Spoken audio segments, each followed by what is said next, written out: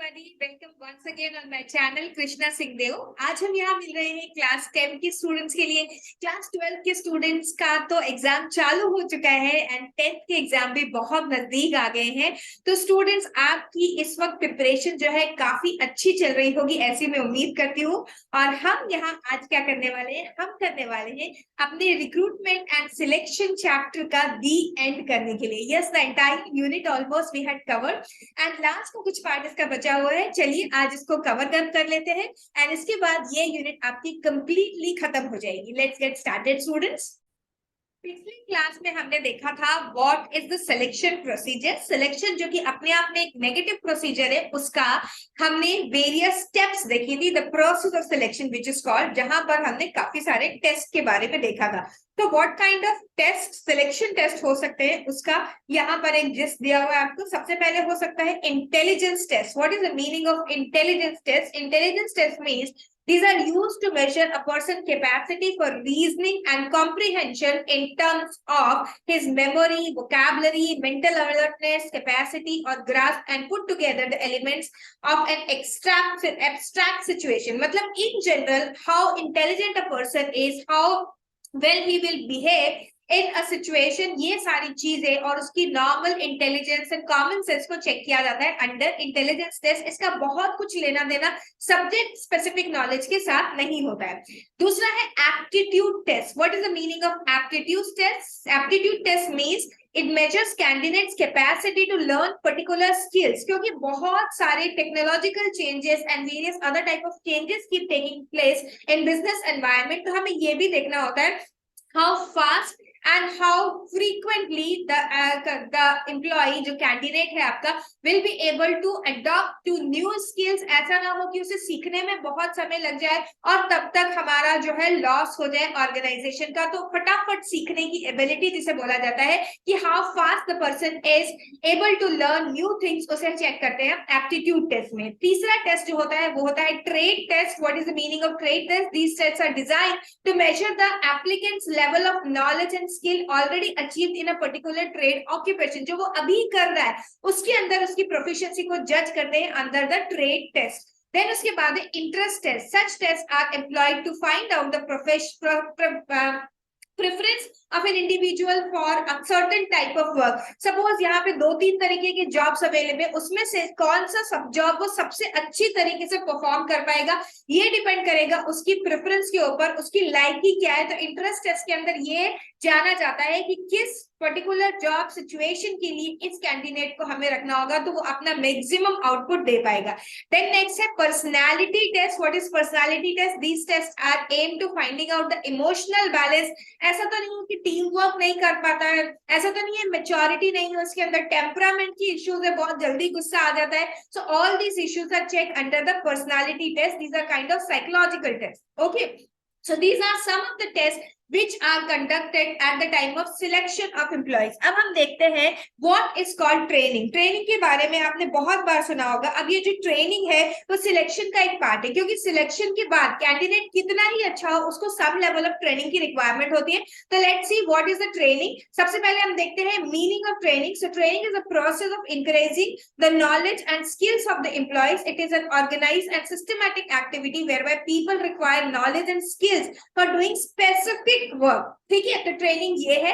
It is a two way process, it involve trainer and trainee both, दोनों का involvement चाहिए होता है। यहाँ पर ट्रेनिंग का ऑब्जेक्टिव क्या होता है, अब इसकी बात कर लेते हैं। To prepare the employees for the right jobs, ये है ट्रेनिंग का objective. To enable the employees to work more efficiently with their present jobs by exposing them to the latest concept and techniques. As I told you कि बार बार business environment में changes आते रहेंगे, the method of work will keep on changing, इसीलिए हमें बार बार on going रखना पड़ेगा ट्रेनिंग के प्रोसेस को। To build a second line of competent officers by preparing them to occupy higher position, हमें उन्हें आगे भी प्रमोट करके भेजना है। सेकंड लाइन ऑफ लीडर्स की जरूरत है, उसके लिए भी ट्रेनिंग की जरूरत है। So we can say training is an ongoing process in an organization। Now what are the methods of training?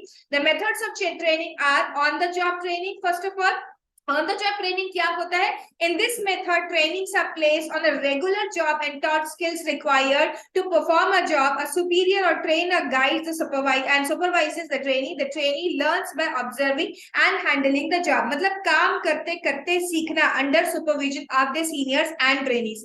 यहाँ पर किस तरीके की ट्रेनिंग हो सकती है? सबसे पहले है JIT. What is JIT?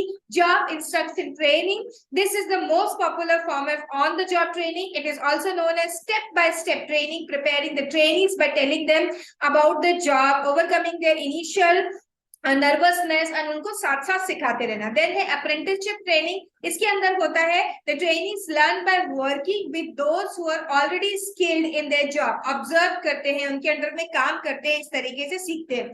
Then होता है जॉब रोटेशन, जो आप बैंक्स वगैरह में ज्यादा देखते हैं. दिस मेथड इन्वॉल्व्स मूवमेंट और transfer of training from one job to another, ताकि सबको सब जॉब आ जाए. कभी भी हमने बैंक में ये नहीं देखा होगा कि कैशियर आज छुट्टी पे है तो उसका काम कोई और नहीं करेगा. नहीं, एवरीबडी नोस आज एक पर्सन छुट्टी पे है तो दूसरा उसका काम हैंडल कर लेगा.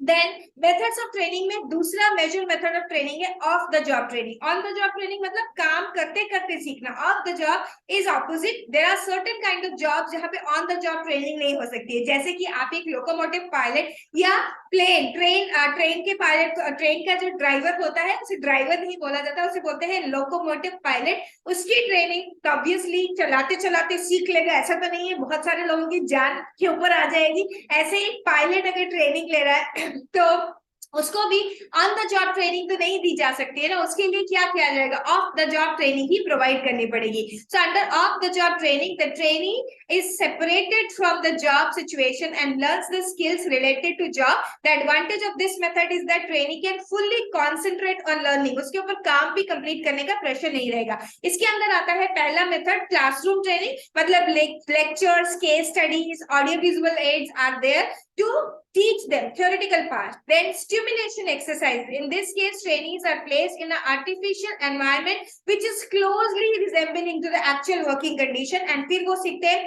And most popular form is vestibule training. In this method, training sectors are called vestibule setup and equipment and working conditions are called, मतलब बिल्कुल actual job का एक miniature बना दिया जाता है जहां पर trainees क्या करते हैं? सीखते हैं. जैसे कि मैंने आपको बताया ट्रेन चलाना है या फिर प्लेन उड़ाना है, इसके लिए वे वेस्टिब्यूल ट्रेनिंग जो है, जो मेथड है वो अप्लाई किया जाता है. तो बच्चों ये थे मेथड्स ऑफ ट्रेनिंग. अब हमने पूरी तरीके से इस चैप्टर को कंप्लीट कर लिया एंड आई होप कि आपको ये चैप्टर समझ में आ गया है स्टूडेंट. अगर आपको अभी भी कोई डाउट है, मैं आपको रिकमेंड करूंगी आप बुक को एक बार बहुत अच्छी तरीके से पढ़ लीजिए, क्योंकि बुक से करी हुई रीडिंग का कोई भी दूसरा मुकाबला नहीं है. तो आप प्रॉपरली उससे रीड कर लीजिए एंड एक बार एसक्यूपी में जितने क्वेश्चन आए उनको देख लीजिए. देन ये चैप्टर आपका बिल्कुल अच्छी तरीके से पक्का हो जाएगा एंड फिर आपको इसमें कोई डाउट की गुंजाइश नहीं रहेगी. सो that's all for today student. I hope आपने ये लेक्चर्स एंजॉय किए एंड यस मैं कोशिश कर रही हूँ आपकी इकोनॉमिक्स के चैप्टर्स को भी साथ में लेके आने के लिए.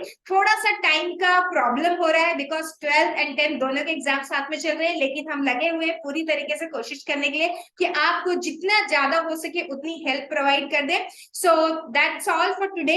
और यस चैनल पर अगर नए हो तो चैनल को सब्सक्राइब करना मत भूलना एंड वीडियो को लाइक एंड शेयर जरूर करिए अगर आपको लगता है कि ये आपके लिए कोई वैल्यू ऐड कर रहा है तो.